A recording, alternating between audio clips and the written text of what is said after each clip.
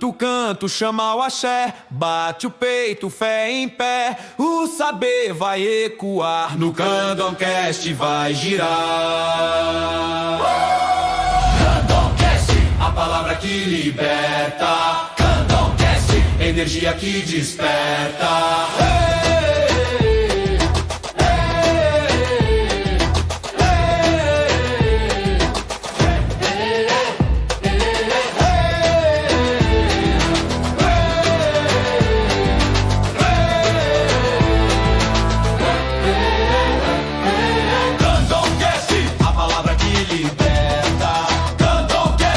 Energia que desperta.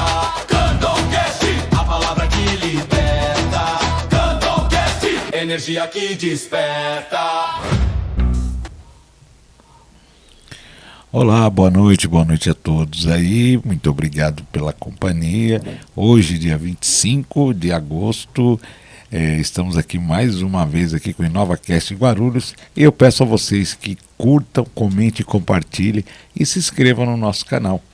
Tá? Aí passa aí pro pessoal aí compartilhar, curtir e levar esse assunto para mais pessoas. Hoje, dando sequência a toda segunda-feira, nós vamos dar sequência a uma série, né, Raízes Sagradas, com o pai Fernando, já vamos falar com ele, e eu quero agradecer a todos aí pela semana passada, aí, muito obrigado pela audiência aí, e continue curtindo e compartilhando aí, vamos trazer muito assunto aí para vocês aí, muita informação, tá bom, gente? Muito obrigado pela companhia, um beijo no coração de todos, e eu vou aqui dar uma boa noite ao pai Fernando. Boa noite, pai Fernando. Mucuyu. Boa noite, Marcos. Mucuyu no Zambi. Motumbá, quem é de Motumbá. Colofé, quem é de Colofé. Mucuyu, quem é de Mucuyu.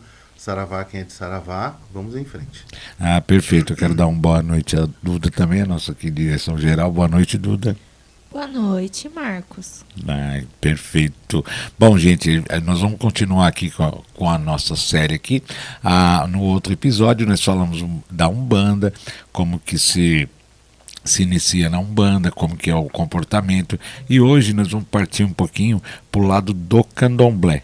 Vamos falar um pouquinho do Candomblé, porque tem muito assunto, é muito longo, é muita informação, então nós vamos trazendo um pouquinho aqui, e depois vocês podem deixar as perguntas aí, e nós vamos respondendo. E logo mais nós vamos estar fazendo um ao vivo para todo mundo, para a gente poder conversar, bater papo, tirar as dúvidas dos nossos episódios, tá bom, gente? Continue compartilhando aí e curtindo. Pai Fernando, eu gostaria de começar. Candomblé, da onde surgiu o Candomblé? O que é a palavra Candomblé, que muita gente não está dentro da região, mas não sabe onde se iniciou o Candomblé, como se iniciou? Perfeito. Bom, a gente precisa tratar um bocadinho de história para a gente poder falar do Candomblé. Existe um culto dentro da nossa religião à Senhora Sagrada, né? Senhora Nanã Buruquê, Gangarazumba, na Angola. E ela é retratada como uma senhora que veste roxo, principalmente, e ela mora nos pântanos, ela mora na lama, aquela terra do mangue pertence a Nanã.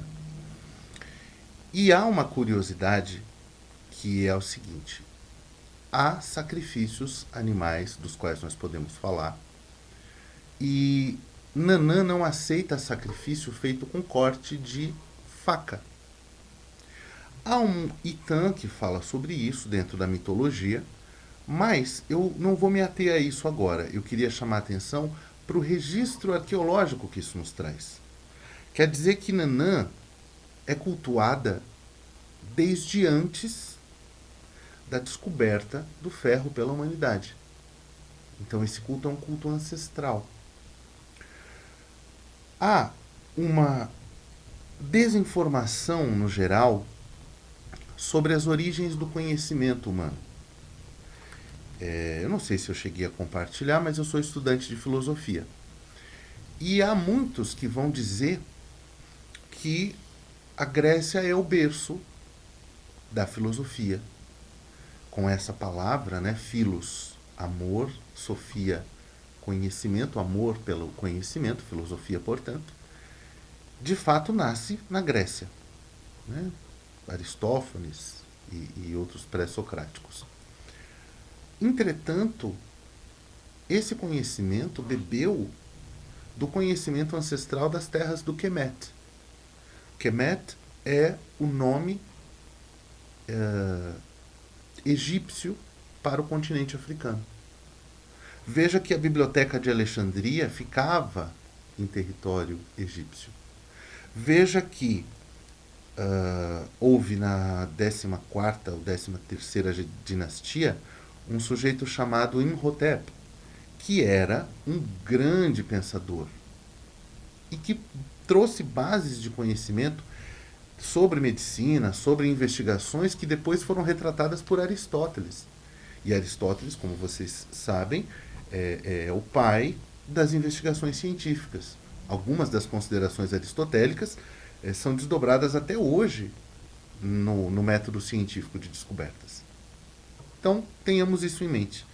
Quando a gente fala de candomblé, a gente não pode esquecer que candomblé é uma reunião que ocorre no Brasil. Na África, a religião que se praticava não tem esse nome. E qual que é a grande diferença de um para o outro? A gente vai desembocá-la. Importante a gente entender o que significa o panteão do candomblé. Panteão, então, é o conjunto das deidades. Deidades não são deuses.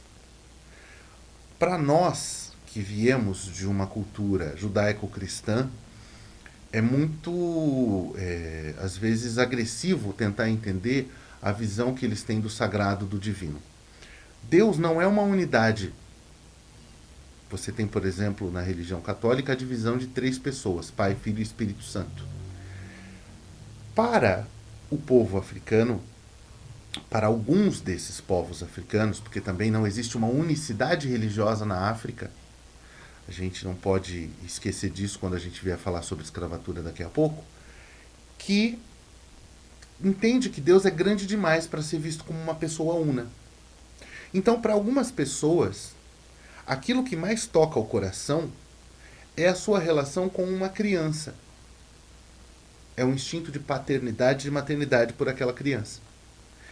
Então há uma forma de Deus criança, para que através daquela forma que mais aconchega aquele coração, aquela pessoa consiga ter um contato com o sagrado. Para algumas pessoas, há uma visão de um Deus guerreiro. Deus como alguém muito forte.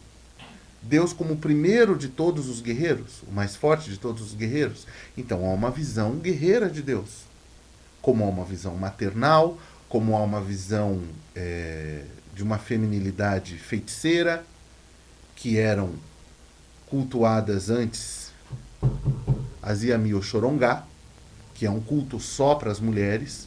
O pouco que sei sobre o assunto posso trazer também, mas não sei muito porque é um culto de mulheres.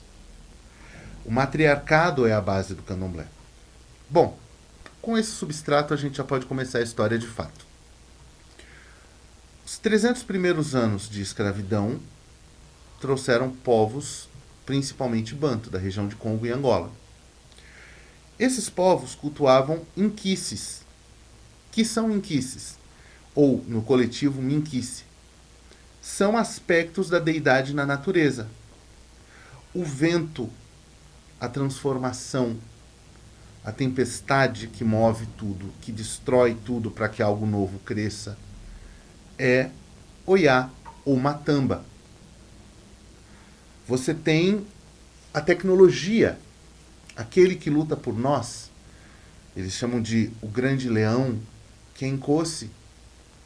O inroshi, roshinke, o inroshi, roshi biolê. Ó grande leão, lutai por nós, protegei-nos com a sua força. E aí você tem, durante esse primeiro período, uma baixa disseminação da religião para os nativos do Brasil. Porque o contato maior era com os índios e ainda não haviam tantos mamelucos, tantos mulatos. A miscigenação ela foi se dando porque houve intercurso entre os brancos colonizadores e os negros escravizados. Mas houve também outro tipo de intercurso, que não foi apenas o da guerra e o da violência. Pessoas se apaixonaram e viveram belas histórias. Por quê? Porque haviam aqui brancos que vieram com a promessa de Portugal de fazer a vida no Brasil. E não conseguiram.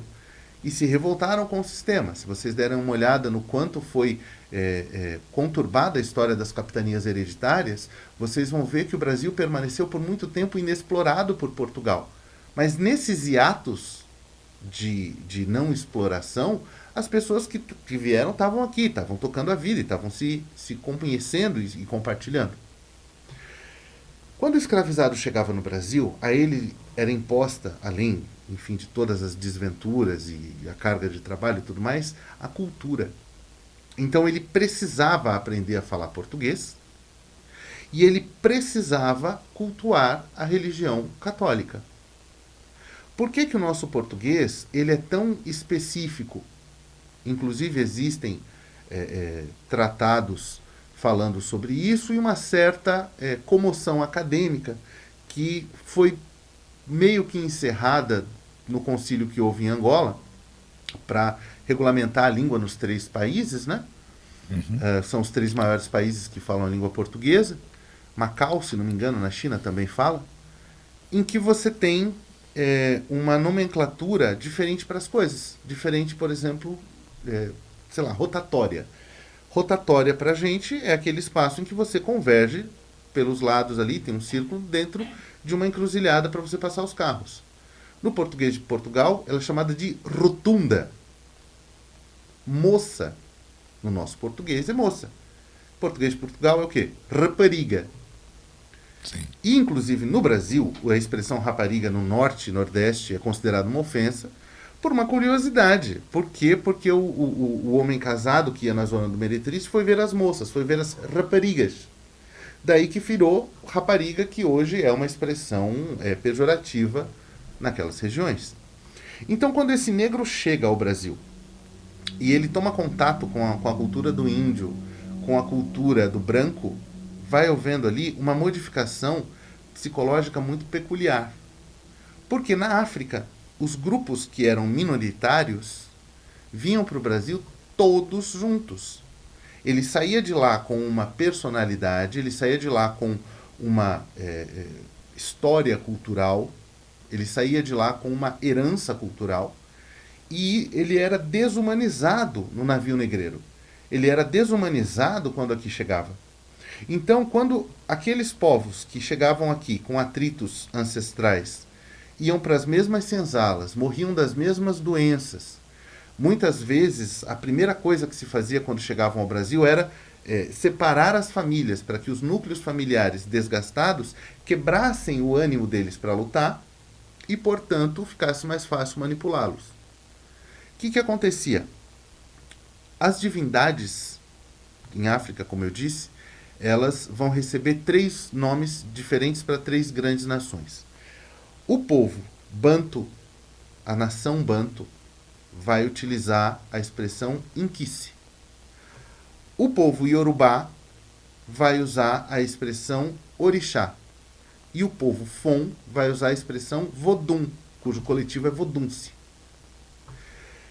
São, e aqui eu vou causar uma polêmica, porque os puristas dirão que é absolutamente impossível você equalizar essa conta, porque o orixá ele é um ser humano que foi divinizado, enquanto que o Inquice ele é um ser da natureza, ele nunca teve uma encarnação humana.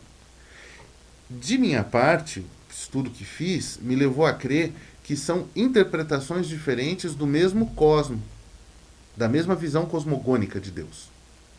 Então, quando você nascia numa região que pertencia a um orixá, por exemplo, aquela região cultua Ogum.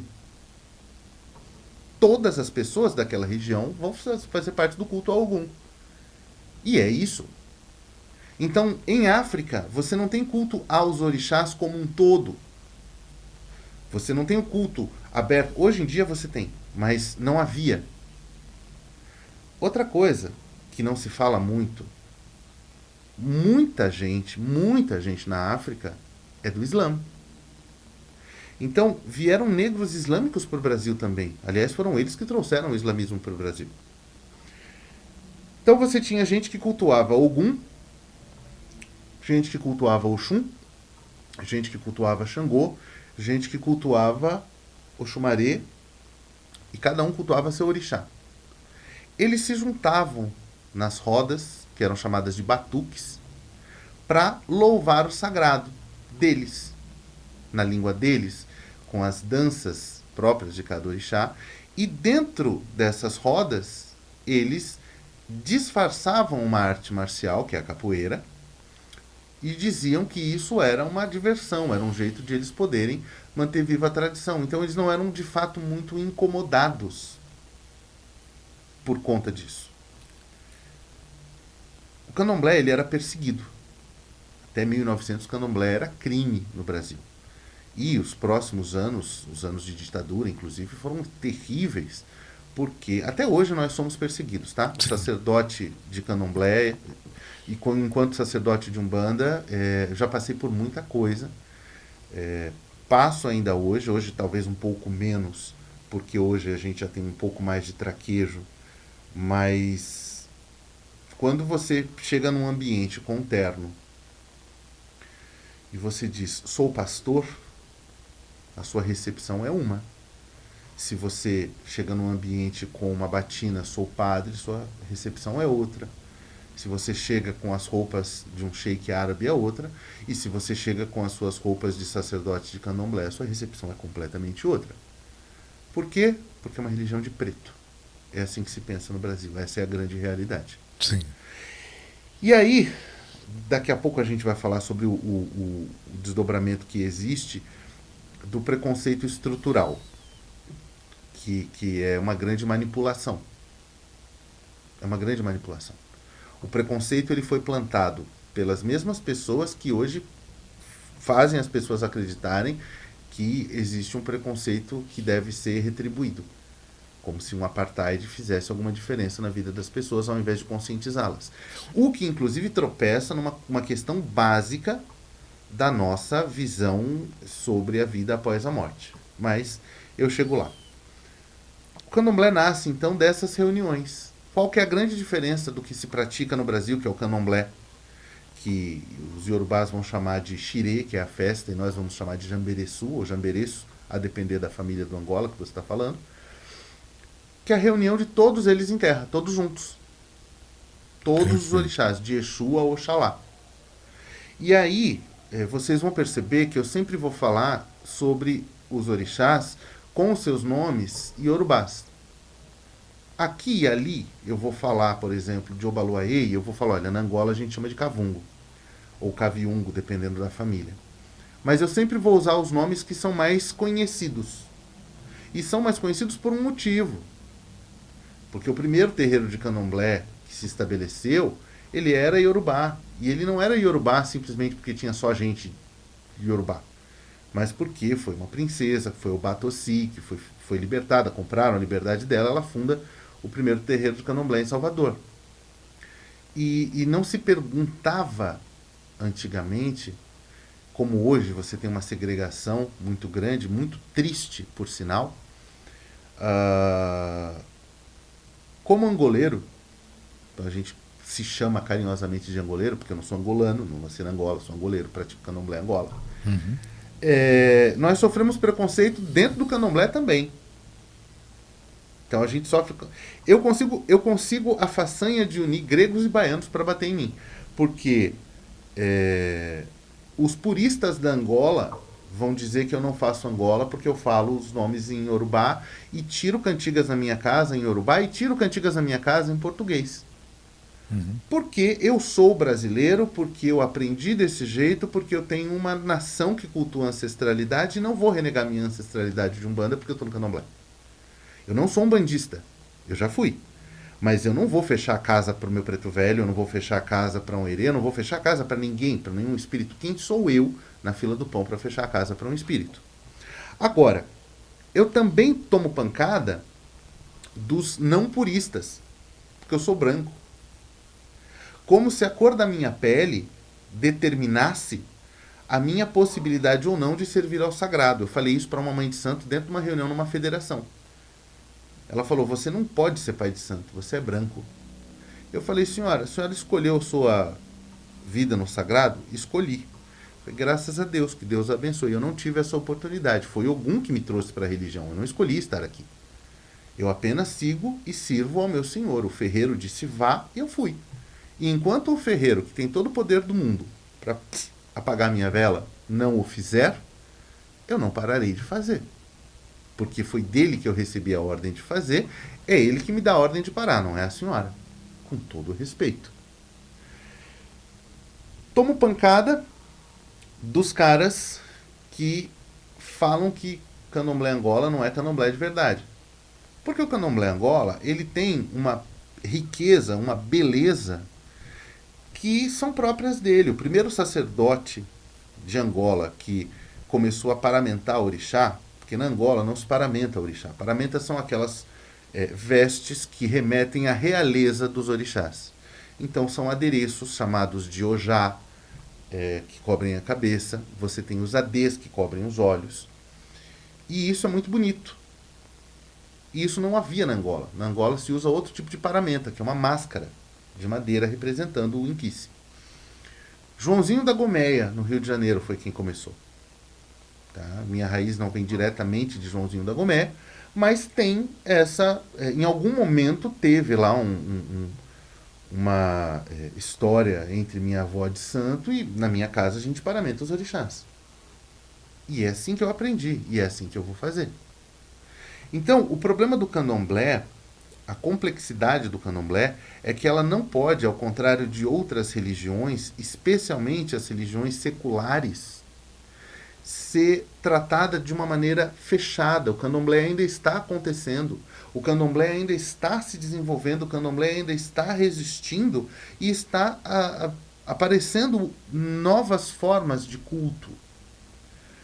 Tem o sacrifício animal, mas todo sacrifício animal é necessário? Tem o sacrifício animal, mas todos os animais que se oferecia na África, você vai oferecer aqui? Há uma qualidade de Ogum chamada Ogunjá, que em África come cachorro. Cultura dos caras. Agora, eu vou sacrificar cachorro no Brasil? Não posso. Quer dizer, posso, mas não acho correto. Sim. Né? Então, o candomblé, ele tem essa miríade, né, esse grande caleidoscópio de informações, e ele não segue uma diretriz específica, única. É tudo muito familiarizado. Cada casa segue a diretriz da sua família. Vou dar um exemplo para vocês. Na minha casa, eu tenho uma história pessoal muito legal. Vou fazer uma pergunta para você, Duda. Para você, panqueca é prato principal, portanto comida, ou é um acompanhamento, portanto mistura? Panqueca para você é comida ou mistura? Mistura. Mistura. Eu cresci num lugar em que a mãe às vezes fazia panqueca e a gente ia comer o quê? Panqueca. O almoço era panqueca, porque a panqueca ela tem proteína, ela tem carboidrato, serve uma saladinha, um suco, é isso, panqueca, é comida. Fui convidado um dia para almoçar, isso lá, dos idos da minha juventude. Meus 14 anos. E aí eu tinha, então, 14 anos, fui convidado para almoçar na casa de um amigo e cheguei na casa desse amigo, aquela mesa linda, tinha um monte de coisa, sabe, farofa, maionese, frango assado, arroz, feijão, macarrão, panqueca. E falaram para mim, Fernando, você é convidado, pode se servir primeiro. Então dá licença, vamos servir primeiro. Coloquei uma saladinha lá no prato, peguei 3 panquecas, coloquei no meu prato e me sentei para comer. E aí eu vi as pessoas pegando arroz, feijão, um pouquinho de salada, um pouquinho disso, um pouquinho daquilo, uma panqueca. Teve uma senhora que cortou uma panqueca em 2, pegou meia panqueca, eu fiquei, meu Deus do céu, eles estão pensando que eu sou morta-fome. Já tem uma fama, porque o gordo, quando ele chega para almoçar no lugar, todo mundo já sabe que vai comer muito. E aí eu fiquei com isso na cabeça para sempre, me lembrando de que essa é a diferença básica das coisas. Por que muito casamento dá errado? Porque você casa com uma pessoa que come panqueca como mistura, e você cresceu comendo panqueca como comida. E às vezes dá um problema grande simplesmente porque você não fez a pergunta básica. Você come panqueca como? Então no candomblé você tem muitas famílias diferentes cujas variações pequenas ocorrem e todas elas desembocam no mesmo sagrado. Há casas em que você não pode cultuar X orixá. Há casas em que você vai cultuar X orixá obrigatoriamente. Vou dar como exemplo Obá e Euá. Não existem Obá e Euá na Angola. Sim. Você não tem o culto ao Obá e Euá. Euá é um orixá iorubá. E outra coisa interessante, talvez o nosso telespectador ele já esteja fazendo algum estudo anterior e ele já tenha ouvido falar que orixás têm qualidades. Então você tem, por exemplo, algum Megê, algum Lebedê, algum Já, algum Alacorô, enfim. Esses caminhos de Ogum em África não são caminhos. Eles são orixás específicos. Por isso que você vai ter casa que cultua Xangô Airá e casa que cultua Airá, que é um orixá específico. E os dois estão certos. Tem inclusive 2 orixás que foram inseridos na Umbanda por um sacerdote com quem eu tive o prazer de discutir em vida. Uhum. E se a fé da pessoa está ali, eu não posso dizer que isso está errado. Mas vamos dar um resumo rápido, porque eu acho que eu falei bastante e talvez as pessoas talvez não pegaram um resumo de como é que surge. Os escravizados vêm para o Brasil, cada qual com seu culto. Aqui no Brasil eles têm que, por força da necessidade, aprender a conviver. E eles começam a conviver, todos os orixás juntos, cada qual no seu espaço, reunidos numa mesma agremiação. É daí que surge o candomblé. A roupa que se usa no candomblé, por curiosidade, não é a roupa que se usava na África. Hoje em dia você tem as roupas africanas muito na moda. É fácil você encontrar o tecido Ankara africano. Mas por que a roupa do candomblé tradicional, a mulher usa aquela roupa que a gente chama de baiana, né? Aquela roupa Sim. grandona, saia rodada, tudo branco, pano da costa, pano da cabeça. O pano da cabeça e o pano da costa, não de costas. Né? Por que da costa? Porque vem da Costa do Marfim. É lá que surgiu, difundiu-se, né, o culto de você cobrir o busto. Para que ele serve? Para ele tirar um pouco da forma do corpo da mulher. Porque quando a mulher entra na roda de candomblé, ela não é mais uma mulher. E o homem não é mais um homem. Eles são apenas seres irmanados por uma fé. Quem importa na roda de candomblé é o orixá, sempre. Aliás, uma casa de candomblé, ela vive em função do tempo do orixá. O que ele come, o que ele bebe, qual é o dia de qual orixá, quais são as funções que se faz hoje. Você, por exemplo, não faz matança numa casa de candomblé na sexta-feira. Sexta-feira é dia de Oxalá. Oxalá não aceita sangue. Você não firma negócio com alguma coisa relacionada à casa de candomblé fora da segunda-feira, porque segunda-feira pertence a Exu, e assim sucessivamente cada orixá tem o seu dia e a sua mandinga. Uhum. Ora, quando você tem dentro de uma cultura a mescla de outra cultura, você ainda está em formação. Essa roupa branca era a roupa da esposa do dono da fazenda. Quem é que podia usar branco? Quem é que podia se dar ao luxo de sair no meio do recôncavo baiano todo de branco? Só quem tinha muito dinheiro e não precisava trabalhar. E daí que veio a apropriação também dos ibás, né? Tem umas louças que a gente usa no candomblé, que são muito bonitas, tem sopeiras e tal, que aqui no Brasil se faz com louça linda, tem umas decoradas, tem um jogo de louça aí que chega fácil a R$2.000. Em África eram potes de barro, ou cabaças cortadas, que você colocava os elementos ali e tá morta a cobra. Uhum. Então, o candomblé, ele nasce no Brasil e ele vai se adaptando às famílias, cada qual no seu culto. E aí você vai ter um outro problema no candomblé, que ele fala da Umbanda, algumas pessoas falam no candomblé sobre isso, falam como se fosse um benemérito, um bandinha. Eu sempre fiquei muito desagradado, quase falei um palavrão. Sempre fiquei muito desagradado com isso, quando Sim. sacerdote de Umbanda. E apenas como curiosidade para o nosso telespectador, o que a gente chama de candomblé, aqui no Sudeste, aqui em São Paulo, no eixo Rio-São Paulo, é completamente diferente do candomblé que se toca, por exemplo, no Maranhão, que se toca na Bahia. Há muitas proximidades, quando alguém de lá vem e traz as coisas, mas por que é diferente? Porque o ritmo é diferente, porque as pessoas são diferentes. O batuque no Rio Grande do Sul é muito diferente. E é tudo candomblé. São famílias diferentes. Por quê? Porque são povos que tiveram contatos com outros povos. Né? O cara aqui da fazenda de café, ele teve contato com um tipo de pessoa. Sim. O colono do Rio Grande do Sul, ele teve contato com o gaúcho. O gaúcho, ele não é simplesmente o cara que nasce no Rio Grande do Sul. O gaúcho era uma raça específica, que é o cruzamento do índio com o argentino, na Pampa. E esse cara tinha uma espiritualidade, essa espiritualidade foi integrada ao batuque. Perfeito. Então, cada lugar tem a sua característica, principalmente em função disso. E Pai Fernando, eu vi muito, né?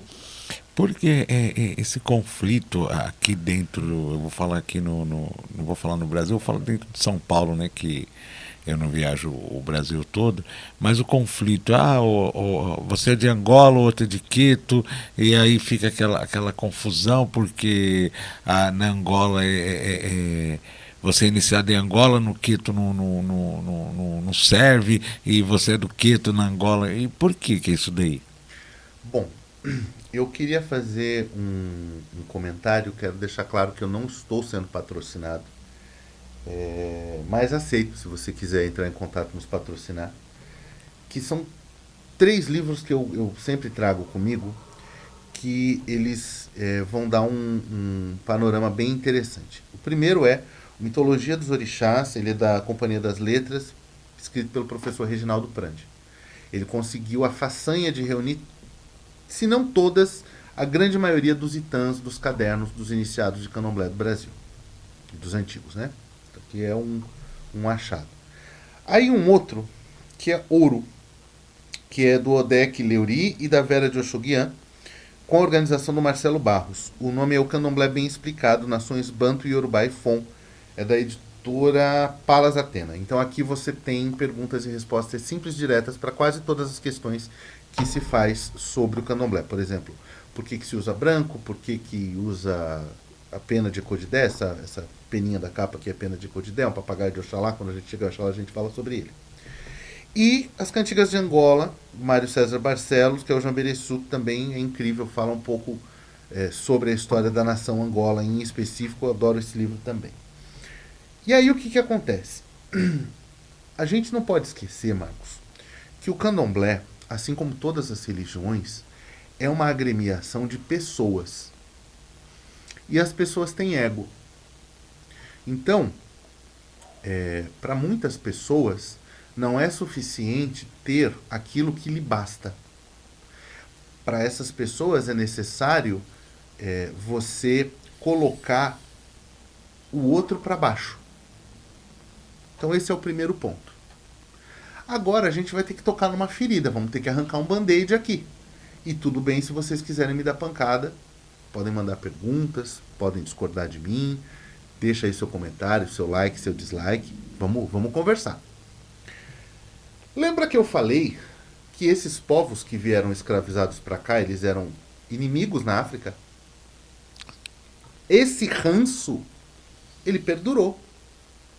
Porque quem escravizou o negro na África? Os portugueses, os espanhóis, correto? Errado. Quem escravizou os negros na África foram os negros. Os negros venderam esses negros que escravizavam para os brancos. E quando acabou gente para escravizar, o branco já tinha aprendido o caminho das pedras e escravizou o escravizador. Esse foi o caminho. Então, não estou dizendo com isso que foi certo ou errado da parte do branco, da parte do negro, porque a escravidão, diga-se de passagem, é uma chaga moral da humanidade nos últimos 10 mil anos. Você vai ter escravidão entre vikings na Escandinávia, entre os celtas que se espalharam. Os celtas, eles foram um povo que migrou por toda a Europa. Você tem escravidão entre os celtas por todos os países da Europa Ocidental. Nas estepes russas também ocorria. Na Índia ocorria. Então a Ásia tem uma história também de escravidão muito densa. Isso acabou porque a gente foi evoluindo como humanidade, embora ainda haja focos e lugares em que as pessoas trabalham em sistema análogo à escravidão. Essa nossa má inclinação para precisar diminuir o outro para se estabelecer como pessoa é que faz com que uma pessoa fale arrogantemente que a maneira como você interpreta Deus no seu coração está errada. Eu jamais posso dizer, por exemplo, que você não pode cultuar Exu na tua casa. Eu posso explicar para você que para você assentar Exu, você precisa de elementos que energeticamente são ruins para você ter em casa. Mas eu jamais vou tocar no amor que você tem por Exu dentro do seu coração. Sim. Muitas pessoas chegam no terreiro, Marcos, para fazer um jogo de búzios, convictas de que elas são filhas de determinado orixá. Eu, por exemplo, sou filha de Iemanjá. Meu cabelão bonito mostra isso, né? E aí eu chego no meu jogo de búzio e eu falo para a pessoa, filha, você é de Oxum, você não é de Iemanjá. E a pessoa fica completamente devastada, porque eu queria ser de Iemanjá. Porque eu amo Iemanjá. Que bom que você ama Iemanjá. Você deve amar todos os orixás. Você não pode ser, sei lá, time Xangô, time Ogum. Não é assim que funciona. Você, obviamente, vai ter as suas inclinações pessoais, suas características pessoais, que são dadas pelo seu orixá, mas você jamais vai deixar de ter devoção pelo sagrado, seja qual for o nome pelo qual ele se apresente. Então, para mim, Marcos, a única resposta possível à sua pergunta é infantilidade. Porque se eu preciso diminuir você para me sentir melhor comigo, eu não estou bem comigo. Se eu preciso dizer que o culto do Queto é pior do culto de Angola, que o Queto está errado porque faz X, Y e Z, porque Angola é melhor em função disso, de fato eu não gosto da Angola. Porque quando eu gosto de fato da Angola, eu não comparo Angola com nada. Angola é Angola e Aueto a minha Angola. Do mesmo jeito que eu não vou... dentro da Angola você tem dissonâncias. Né? Você tem o samba de caboclo, você tem o bate-folha, você tem tumba jussara. E nem todo mundo de todos os cultos se gosta. E tá tudo bem. Sim. Só que eu não acho correto quando você passa a difamação. Sim. E outra, eu fui iniciado em Angola, né? E depois dei a obrigação no Queto. E o que eu percebi, a diferença é só no xirê, na sala, porque as rezas dentro do roncó são as mesmas. Muda poucas coisas. E o rito é o mesmo, né? Então eu não vejo, eu olhava, falava assim, poxa, mas eles falam tanto da Angola, e falam isso, e falam aquilo, mas é a mesma coisa, e eu falei, é tudo no mesmo sentido, é tudo, eu acho que é aquilo que você falou, pai Fernando, você, dentro do seu coração, você respeitando o orixá e se entregando realmente ao orixá, eu acho que isso que importa. As pessoas, sei lá, eles são o ego, né? Que eu sou de Queto, que o Queto é isso, que o Queto é aquilo. Tá, tudo bem, segue sua vida. E eu sou de Angola e estou indo seguir a minha vida. Só que eles têm essa rincha, né? E eu já conheci vários pais de santo que foram em Angola, foram dentro do terreiro de Angola, de Queto e de outras ações, que nem essa coisa de diminuir a Umbandinha. Eu acho que a maioria do povo, 90%, veio da Umbanda. Né? Começou lá na Umbanda e foi migrando para o Candomblé, foi conhecendo o Candomblé e aí foi indo. Então acho isso muito estranho também. Mas, Fernando, falando de Candomblé, A nossa religião o candomblé, a umbanda também, são as religiões que aceitam as pessoas que, como que eu vou dizer, que têm opção, né, que tem a sua opção sexual, né? Como que o senhor vê isso? Bom, primeiro eu vou fazer uma saudação à minha mãe, Lourdes do Obaloê, a joia da coroa de Obaloê, a quem eu peço as minhas bênçãos. E eu quero citar um caso, antes de responder a tua pergunta, que sai fora dessa curva que a gente estava falando, da disputa entre Umbanda e Candomblé, que é um sacerdote que ele é uma sumidade no termo, Pai Jamil Rashid, a quem eu presto meus respeitos. Conheço. Pai Jamil, presidente da União de Tendas de Umbanda e Candomblé do Estado de São Paulo e presidente da União Municipal Umbandista de Guarulhos, a qual nós somos filiados. Pai Jamil é Jeje. Pai Jamil é do Jeje Marim, da linhagem, acho que de Tata Fumotinho, se não estiver falando bobagem. E é um pai de santo de Umbanda de mão cheia. Ele também começou na Umbanda, ele toca Umbanda e ele acolhe tanto sacerdotes de Umbanda e Candomblé dentro da federação dele. E ele é uma belíssima exceção à regra que a gente estava falando das disputas. Bom, sexualidade no Candomblé. A sexualidade no Candomblé, ela não é um assunto controverso, porque a gente vai precisar falar de sexualidade por temas morais e espirituais, mas também precisamos falar do que a religião pensa sobre a sexualidade. Aquilo que não pode ser executado por mulher e aquilo que não pode ser executado por homem tem um motivo energético para isso, não moral. Veja que nós falávamos sobre casas matriarcais. Existe no Brasil uma casa na Bahia que ela ainda tem um culto puro a Yami Oxorongá. Essa casa não inicia homens e não aceita homens dentro do seu culto. Só mulheres participam do culto. Entretanto, essas mulheres precisam de Ogã para tocar. Só que esses Ogãs são filhos biológicos dessas mulheres, que são mandados para outras casas para se iniciarem, e vêm cumprir as suas funções de Ogã no terreiro, e vão embora e não participam de todas as funções, porque as funções são fechadas para o feminino. Só lembrando, só fazendo a pergunta. O culto é Yami? Yami Oxorongá. Não pode ser cultuado por homem. Não. Então hoje eu vejo dentro, por isso que eu falo, as coisas que tem que pegar na internet, tem que saber, as pessoas têm que saber o que estão ouvindo e que estão levando para dentro da casa de vocês. Porque tem sacerdotes aí de candomblé que eles ensinam a cultuar Yami. Lembra que quando eu falei a primeira vez o nome eu até bati na madeira? Sim, sim. Porque a gente não pode ficar chamando Yami Oxorongá. Sim. São as feiticeiras originais, são as feiticeiras mães. Há um aspecto de Oxum, que é uma Yami Oxorongá, e isso é de todo sagrado, é muito, muito delicado. Homem não cultua Yami Oxorongá. E nem mexe com essa energia. Eu posso mexer com a energia no sentido de, por exemplo, na minha casa, hoje, eu não tenho nenhum ponto de adoração a Yami Oxorongá.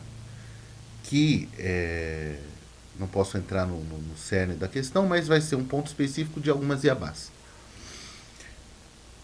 Se eu tiver uma filha de santo que tome decá, ou seja, que seja elevada à posição de sacerdotisa, e ela quiser fazer esse culto, eu posso indicar para ela como fazer, porque eu preciso conhecer os ritos para poder ensinar, mas eu não posso praticar. Eu sei fazer, mas eu nunca fiz. Melhor, eu sei como faz, mas eu nunca fiz. Eu ensino para ela, eu separo um espaço físico, porque o culto de Yami Oxorongá é feito no tempo, igual ao culto de algum Megê, igual ao culto de algumas qualidades de Oiá, igual ao próprio tempo, você não pode cobrir Yami Oxorongá, a não ser com folhas de uma árvore viva. E aí você cultua ali.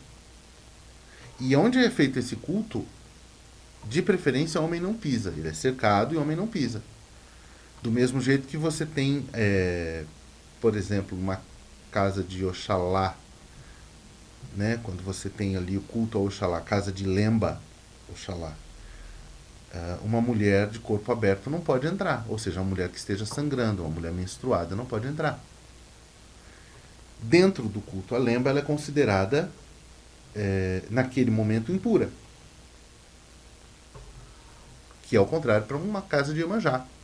Nada melhor para cuidar de um altar de Iemanjá do que uma mulher menstruada ou grávida, porque são símbolos da maternidade, são símbolos da possibilidade da maternidade, que estão ligados ao mistério de fecundação, que é o mistério de Iemanjá.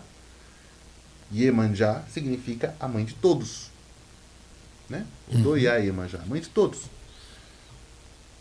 Nos mitos iorubás, é da barriga de Iemanjá que saem todos os orixás e toda a criação e tudo mais. Então, quando você fala em sexualidade, a gente primeiro precisa entender o seguinte: alguns atos religiosos não devem ser performados por homem e alguns atos religiosos não devem ser performados por mulher.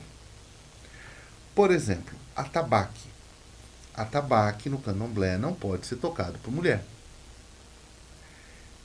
Por que ele não pode ser tocado por mulher? Porque o rito do atabaque, ele transmuta a energia do ambiente através de vibração e melodia. É musicoterapia. Este rito, ele condensa a energia. O formato do atabaque é o formato de um útero. O atabaque, ele é composto por vamos lá. A curimba, que é a engrenagem ritualística da música, ela vai ser composta por um tipo de sacerdote chamado alabê. No Brasil, a gente tem na Umbanda o curimbeiro, que depois, por uma questão de aproximação linguística, foi chamado de Ogã. E no candomblé você tem uma pasta, um braço, que se divide para Ogã. Então você tem o que equaliza todos os Ogãs. Todos os Ogãs devem saber tocar atabaque. Nem todos os Ogãs sabem tocar atabaque, mas deveriam. Então você tem um Ogã de folhas, você tem um Ogã que cuida do altar de orixá, que é o chamado Peji, então ele é Pejigã. Você tem o Ogã que cuida do altar da esquerda, que é o Sidá, ele é chamado Sidagã. Você tem o Ogã que cuida do corte, chamado Axogum. Você tem o Ogã que cuida das folhas, dos banhos, dos amacis. Você tem o Ogã que toca, simplesmente, ele é chamado de Alabê. E todos esses Ogãs precisam necessariamente ser homens. A energia que eles trabalham é nociva, é prejudicial, é perigosa para a mulher. Uma mãe de santo tem condições de fazer um trabalho e evocar essas energias para si, quando ela não tem um Ogã presente, e fazer um rito e ela cantar. Porque ela tem feitura para isso, ela tem poder axé dentro dela. Quando a mulher vai fazer os seus ritos, esses ritos não podem ser tocados por homens em alguns casos. Por exemplo, uma das coisas mais importantes e sagradas dentro da nossa religião é a comida. A comida, ela não é apenas símbolo de alimentação, mas de acolhimento. O animal que é sacrificado, ele deve ser sacrificado de maneira respeitosa, com uma série de fatores que eu posso comentar depois, quando a gente vai falando sobre o sacrifício animal, e ele vai ser preparado e consumido pelo Equibé, pela família, pela comunidade. Quem reza essa comida para entrar no altar? Por que o AG1 é sagrado? Por que a comida que é servida no final do trabalho é sagrada? Porque ela é o resto do que Deus comeu. Deus comeu aquilo. A primeira parte, a primeira porção daquele alimento foi oferecida a Deus no altar, com rezas específicas, cânticos específicos. De lá foi retirado, volta para a cozinha e ali é agregado ao todo, santifica o todo, e isso é servido. Qual que é o nome dessa sacerdotisa? Iabacê. É a Iabacê que reza as comidas do santo. Um pai de santo pode rezar as comidas do santo? Pode. Mas ele não tem tempo para ficar fazendo isso. Ele está fazendo outras coisas. Então ele consagra e inicia uma Iabacê, que geralmente é escolhida pelo orixá da casa, que mostra no coração do sacerdote. Iabacê não costuma ser suspensa, como uma Eked, por exemplo. Aí você tem a Eked, a Macota. A Eked, ela é a mãe do santo, do pai de santo. Aliás, um grande beijo para as Ekedes Lúcia, minha mãe de coração, a Eked Gabriela, a Eked Gláucia e a minha neta, Eked Daiane. Elas são o coração do terreiro, o coração vivo. Porque eu não consigo colocar a roupa do meu Ogum, tirar a roupa do meu Ogum para quem eu trabalho, e cuidar dele na sala, porque eu não estou lá. É ele que está. É ela que vai cuidar das coisas do santo. Ela lava essa roupa, ela passa essa roupa, ela engoma essa roupa, ela cuida dessa roupa, mas ela também cuida de mim.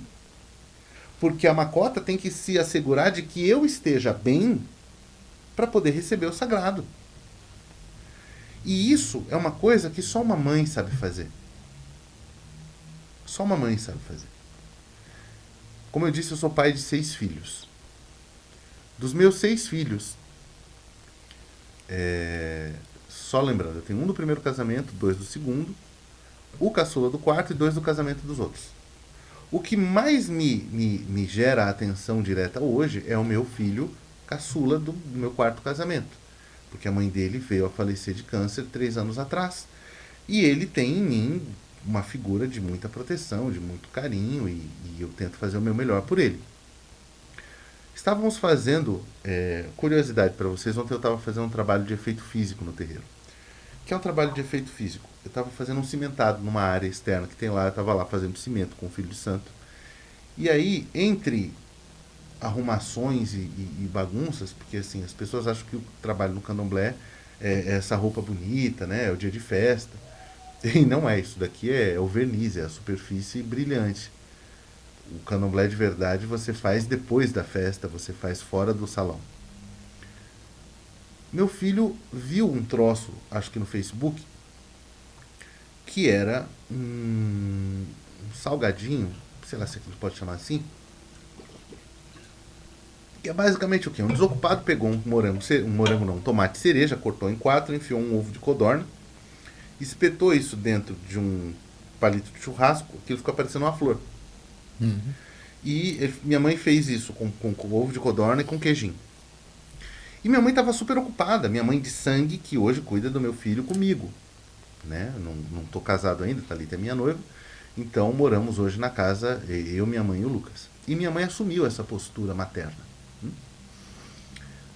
E minha mãe estava super ocupada. E o Lucas pediu, ela falou, vou fazer um negócio que o Lucas pediu. E eu vendo ela fazendo isso, eu falei, mãe, ele estava na escola. Eu falei, mãe, mas a senhora está com tanta coisa para fazer, a senhora vai parar para fazer isso? Ela olhou para mim e me deu a seguinte sapatada. Se a mãe dele estivesse aqui, ela pararia tudo que ela estava fazendo para fazer a comida do filho. Eu parava tudo que eu estava fazendo para fazer uma comida quando você me pedia. Se Deus colocou ele para que eu fosse a mãe dele, durante a ausência da mãe, até o momento em que Deus permitir que eu faça isso, como é que eu não vou parar para fazer uma comida para o menino? Olha o tamanho disso.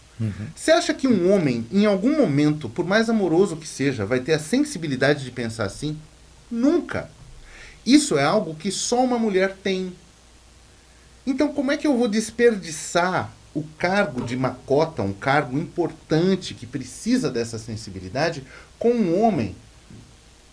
Ah, mas eu me sinto mulher. Tudo bem, mas você nunca vai ter a possibilidade de se sentir mãe. Você nunca vai gerar uma vida dentro do seu corpo. E isso muda tudo. O candomblé é feminino. O candomblé é matriarcal. Quem é que tinha tempo de ficar rezando, gente? Quem ficava perto do fogo, cuidando das crias. Sim. Porque o homem estava caçando, estava lidando com bicho, com mamute.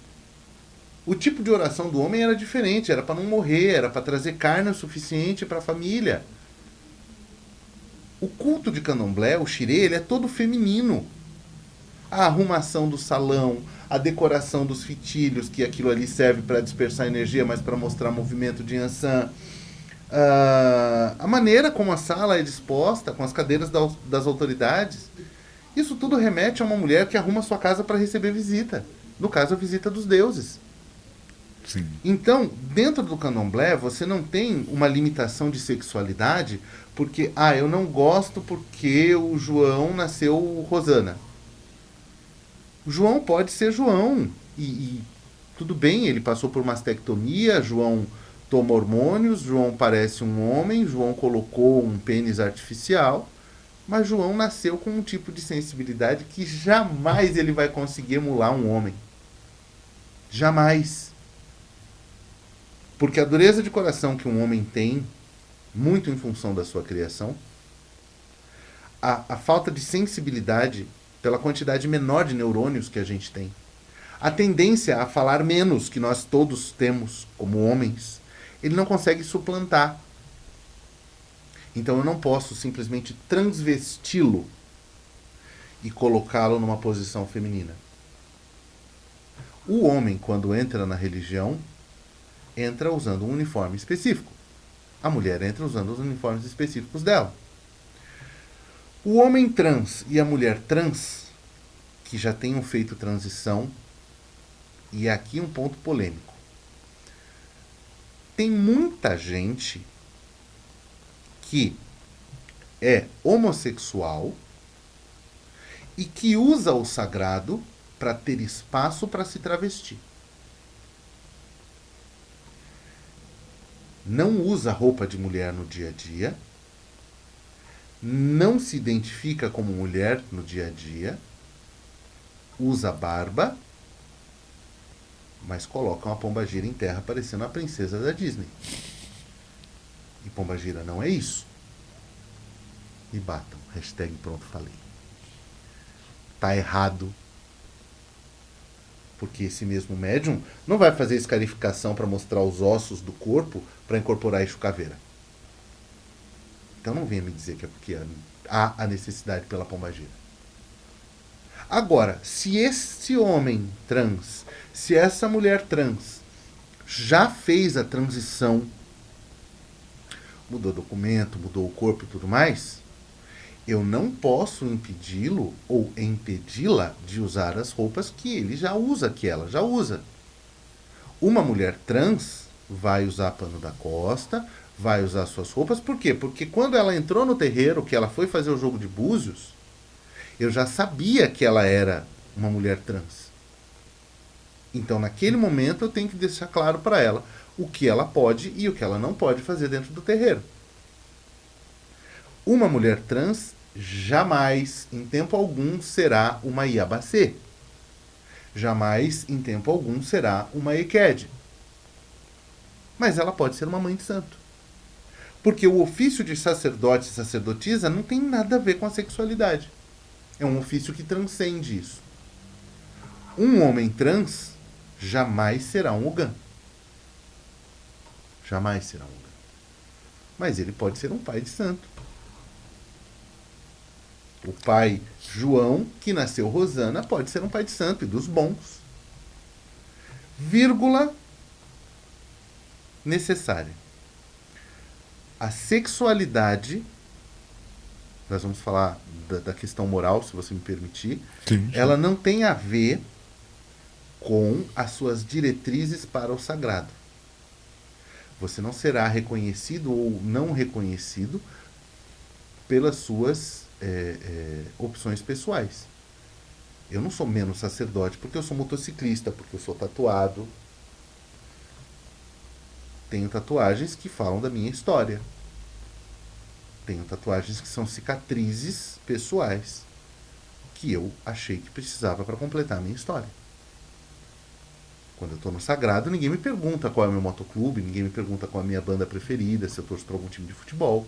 Uhum. O que se pergunta é, o seu coração está limpo? Você está digno de estar aqui dentro?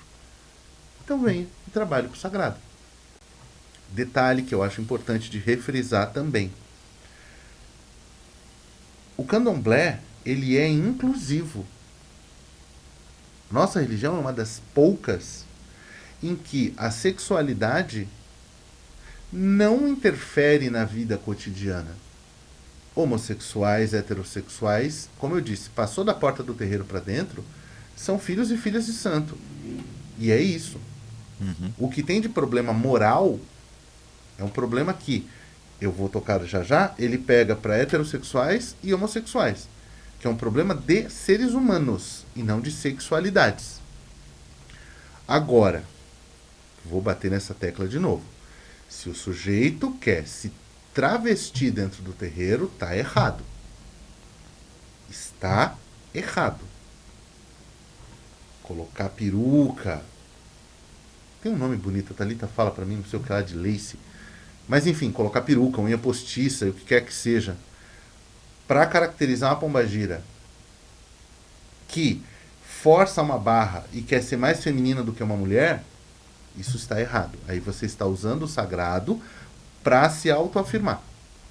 Do mesmo jeito que é errado, por exemplo, eu tenho um problema com o Marcos, e aí vem uma entidade através de mim e briga com o Marcos. Ou vem a entidade através de mim, isso é muito comum em casa de candomblé, tá? Você está na casa de candomblé, você tem uma irmã de santo que você não gosta, você tem um irmão de santo que você não gosta.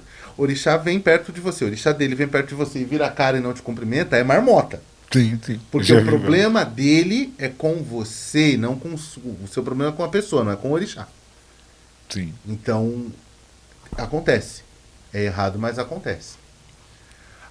Vou falar um pouquinho sobre a questão moral, e só para entender por que é errado o que é errado, que é assim. Vou tomar pancada de novo agora.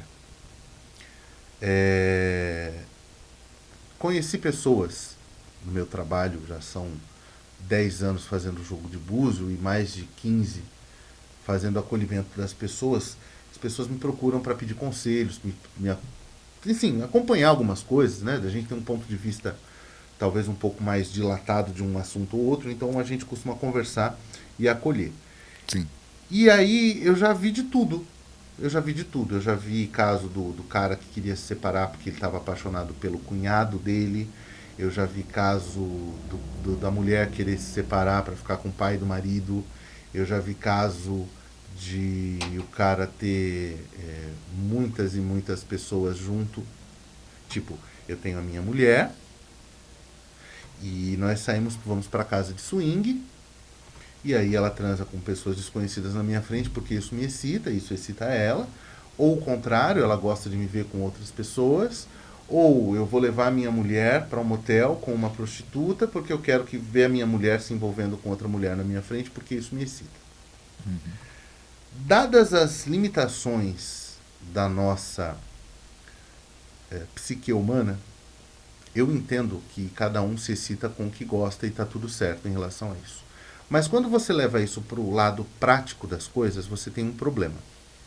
A promiscuidade, ela é uma chaga que deve ser combatida.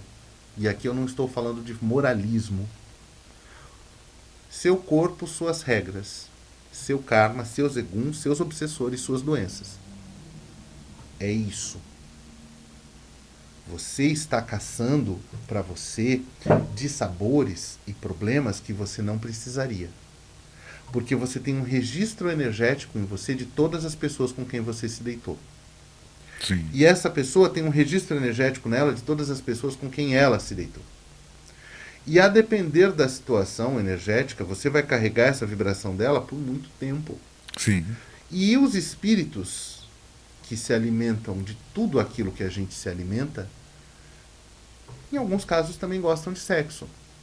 Então eles gostam de alguns ambientes em particular. Prostíbulos, motéis, drive-ins.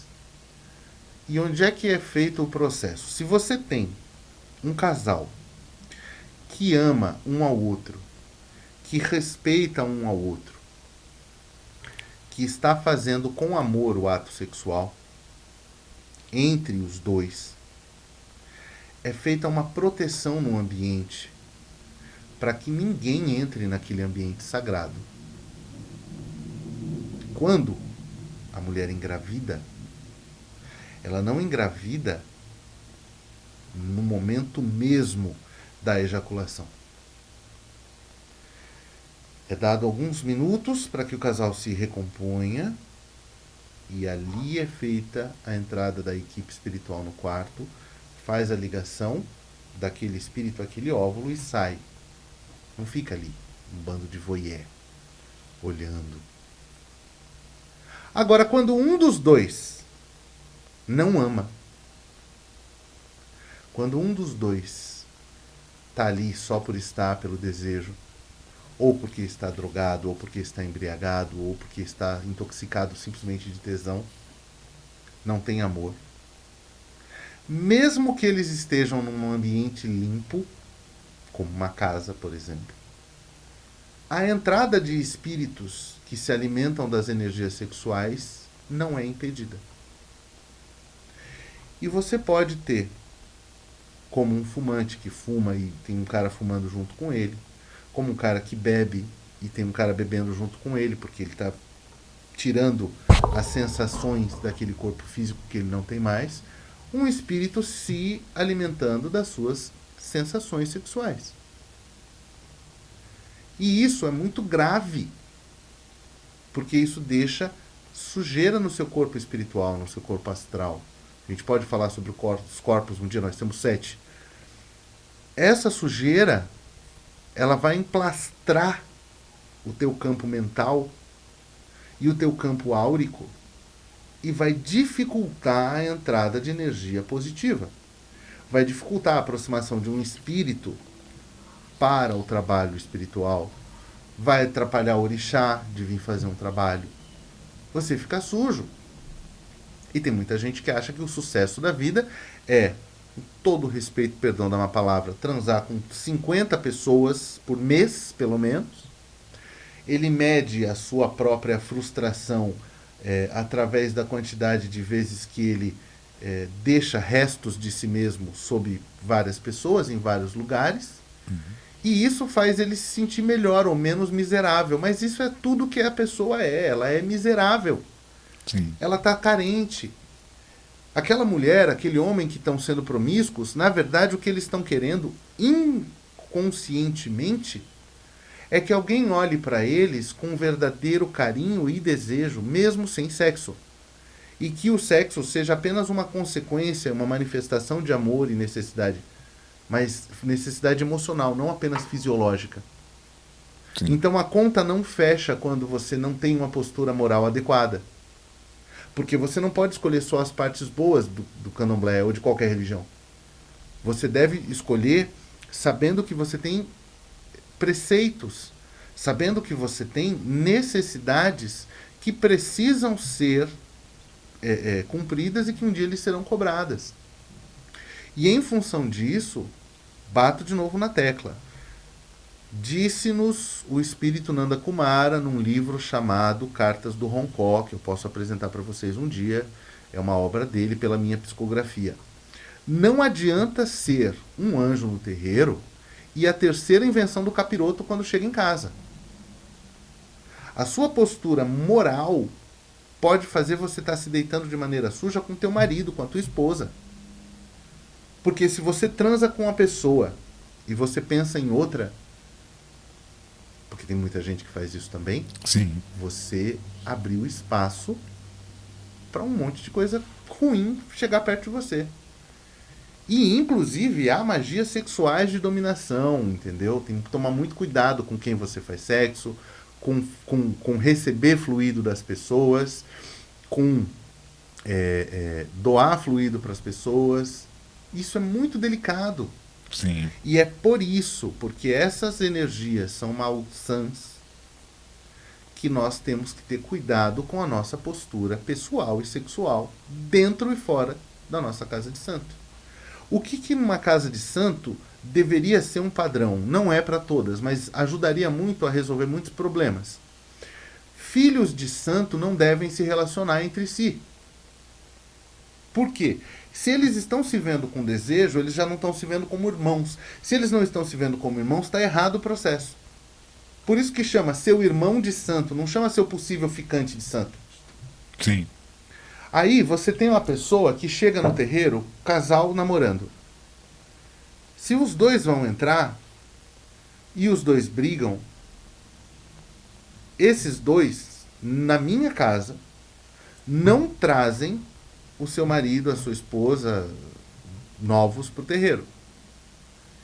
A pessoa pode vir como assistente, mas ela jamais vai entrar no corpo mediúnico.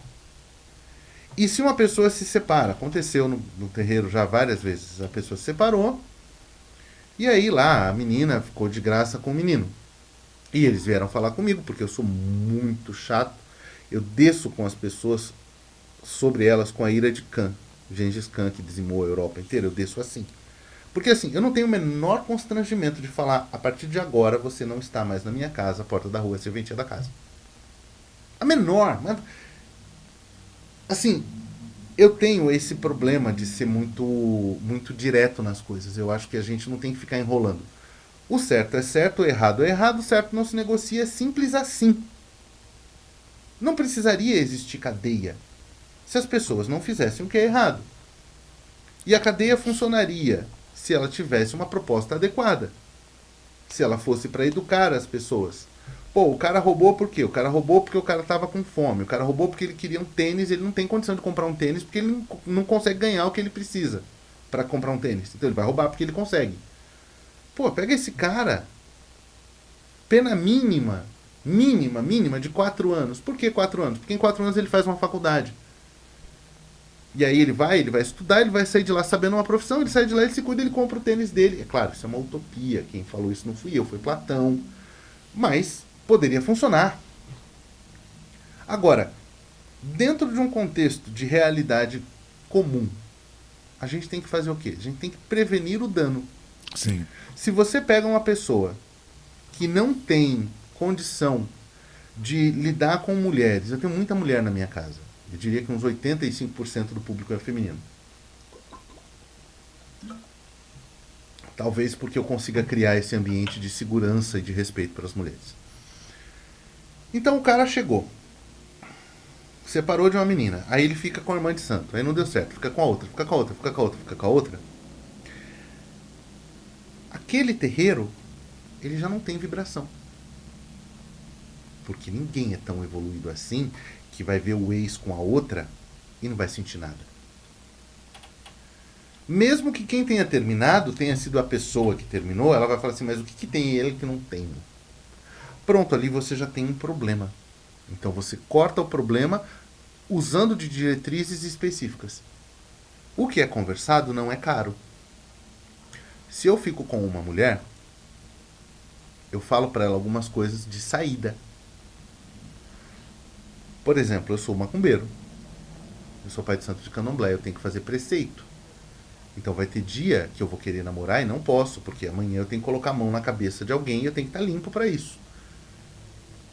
Então, se você imagina, a mulher, quando vai fazer um exame ginecológico, ela tem que se abster de sexo por 48 horas para que o exame seja adequado. Né?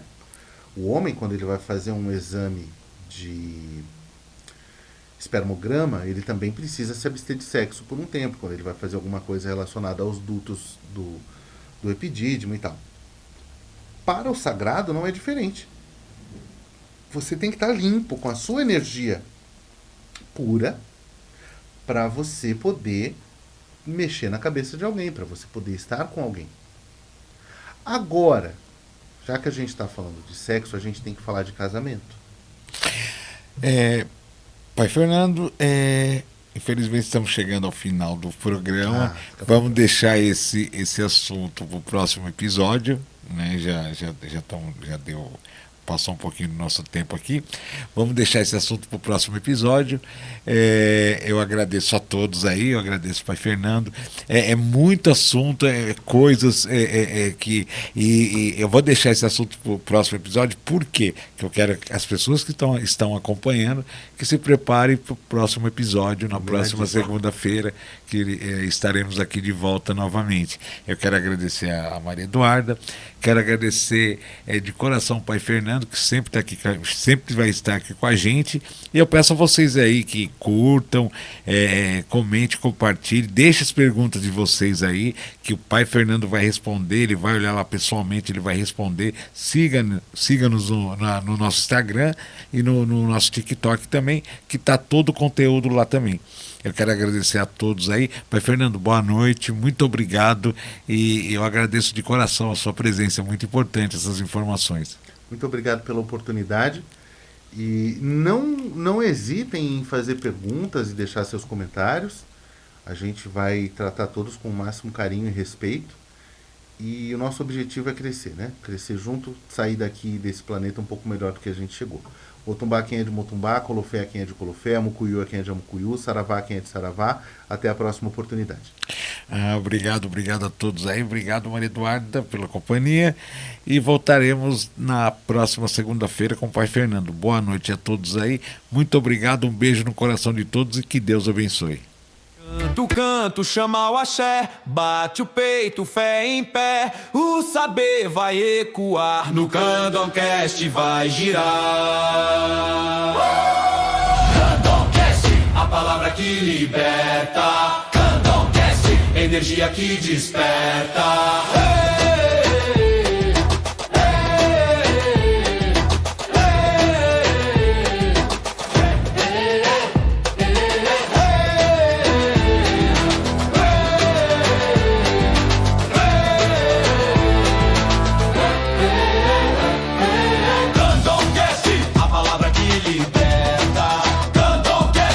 Energia que desperta, Candomcast, a palavra que liberta, Candomcast, energia que desperta.